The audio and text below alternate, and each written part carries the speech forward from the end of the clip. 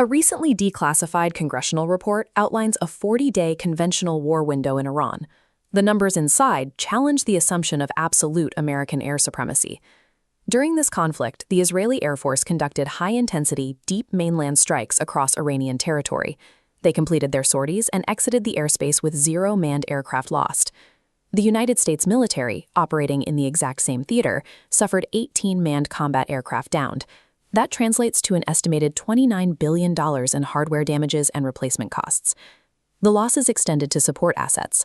24 MQ-9 Reaper drones and multiple heavy extraction helicopters were destroyed during search and rescue sorties. Global security frameworks rely on the assumption of American air dominance. How did a heavily sanctioned Middle Eastern nation dismantle the world's most expensive air fleet? To run this campaign, Washington and Tel Aviv engineered a strict division of labor. They split the target map based on their respective tactical capabilities. Israel took responsibility for central and western Iran. Their objective was to eliminate static nuclear infrastructure and the long-range ballistic missile launchers that could reach Tel Aviv. The United States assumed command of the southern sector. Their mission focused on securing the Strait of Hormuz and neutralizing the Iranian Navy. Looking at this topographical model, we can see how this structural division forced U.S. naval aviators out of the relative safety of high-altitude inland paths. To hit ships and ports, American aircraft had to drop into heavily saturated, low-altitude coastal engagement zones. The high U.S. loss rate resulted from a geographic assignment that fed American stealth platforms directly into the densest pockets of Iran's defensive network. Early in the campaign, Pentagon intelligence operated on an assumption that the opening volley of the war had neutralized Iran's integrated air defense network. The reality was different. Iran had moved its most sophisticated anti-air frameworks deep inside fortified subterranean mountain tunnels, waiting for the U.S. jets to cross into range. As this diagram shows, to counter American stealth platforms, Iran deployed advanced Chinese-built passive surveillance radars. Unlike traditional systems that bounce a ping off a target, these arrays process ambient alternative wavelengths to track stealth holes from hundreds of miles away. Because the radar doesn't emit an active signal, the U.S. pilots had zero warning. Their cockpit threat receivers stayed silent while they were being tracked.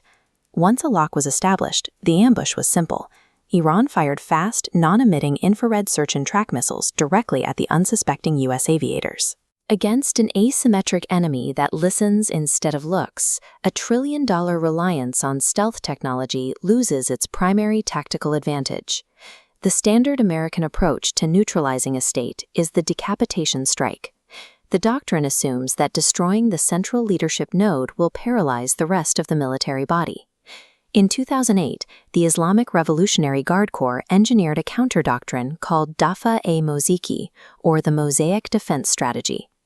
This model illustrates how that architecture replaces centralized command with 31 autonomous provincial structures. Each individual province possesses absolute operational autonomy. They control their own hidden logistics, manage independent weapon stockpiles, and run distinct local intelligence networks. Operating within grueling mountain terrain, these localized pockets deploy cheap, highly mobile systems like $20,000 trailer-mounted drone swarms to bleed out expensive U.S. assets in a war of attrition. Decapitation strikes fail against an enemy that has structurally removed its own head.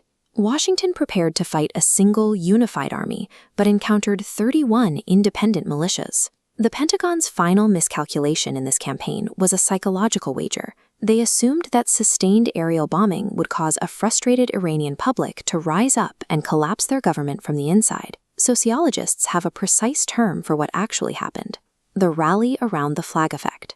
The moment foreign missiles breached sovereign borders, causing civilian casualties, pre-existing domestic political divisions dissolved. A population that had been actively protesting internal policies immediately consolidated to support the decentralized defense grid against an outside invader. The loss of 18 combat jets highlights the risk of a doctrinal bet that conventional superiority alone can dismantle a decentralized asymmetric defense network.